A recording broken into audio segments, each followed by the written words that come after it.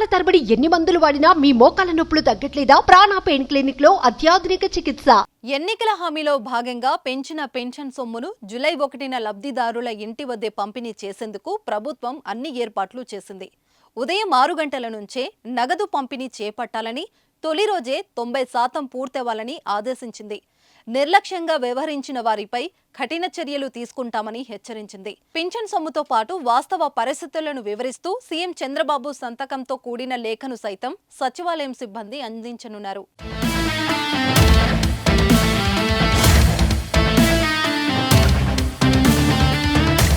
సామాజిక పింఛన్ పంపిణీ కార్యక్రమాన్ని ముఖ్యమంత్రి చంద్రబాబు జూలై 1న అమరావతి పరిధిలోని తాడేపల్లి మండలం పెనుమాకలో లాంఛనంగా ప్రారంభించనున్నారు. చంద్రబాబు స్వయంగా పింఛన్ లబ్ధిదారులకు నగదు అందించనున్నారు.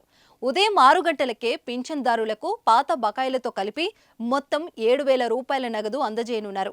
అనంతరం ప్రజావేదిక కార్యక్రమంలో సీఎం చంద్రబాబు నాయుడు లబ్ధిదారులు ప్రజలతో మాట్లాడనున్నారు.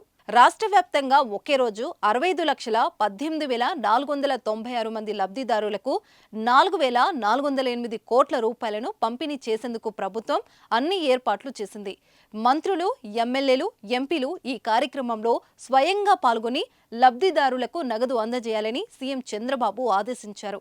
సామాజిక పింఛన్దారుల భద్రతను తమ ప్రభుత్వం బాధ్యతగా తీసుకుందని, వారి ఆశలు, ఆకాంక్షలను నెరవేర్చడమే తక్షణ కర్తవ్యంగా భావించి ముందడుగు వేస్తామని సీఎం తెలిపారు.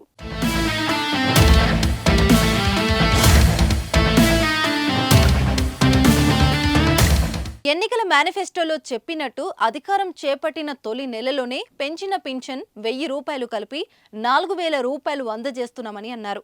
అలాగే ఏప్రిల్ నుంచే ఇస్తామన్న హామీ మేరకు ఆ 3 నెలలు బకాయిలు కూడా ఇస్తున్నట్లు చంద్రబాబు వెల్లడించారు. దివ్యాంగులకు ఒకేసారి 3,000 పెంచామని, జూలై నుంచి 6,000 చొప్పున పెంచిన పింఛన్ అందజేయనున్నట్లు తెలిపారు. పెన్షన్ల పెంపు వల్ల ప్రభుత్వంపై నెలకు 819 కోట్ల రూపాయల అదనపు భారం పడనుంది. గడిచిన 3 నెలలకు పెంపును వర్తింపజేయనుండడంతో మరో 1,650 కోట్లు అదనంగా అందజేయనున్నారు. దేశ చరిత్రలో ఎన్నడూ లేని విధంగా జూలై 1న 4,408 కోట్లను పెన్షన్ల రూపంలో ప్రజలకు అందిస్తున్నామని సీఎం చంద్రబాబు తెలిపారు.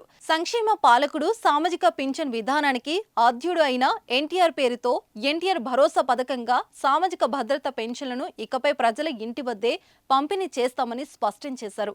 లబ్ధిదారుల ఇళ్ల వద్ద పెన్షన్లను అందించేందుకు గ్రామ, వార్డు సచివాలయ సిబ్బందితో పాటు ఇతర శాఖలకు చెందిన క్షేత్రస్థాయి ఉద్యోగులను వినియోగించుకోవాలని ప్రభుత్వ ప్రధాన కార్యదర్శి అధికారులకు సూచించారు.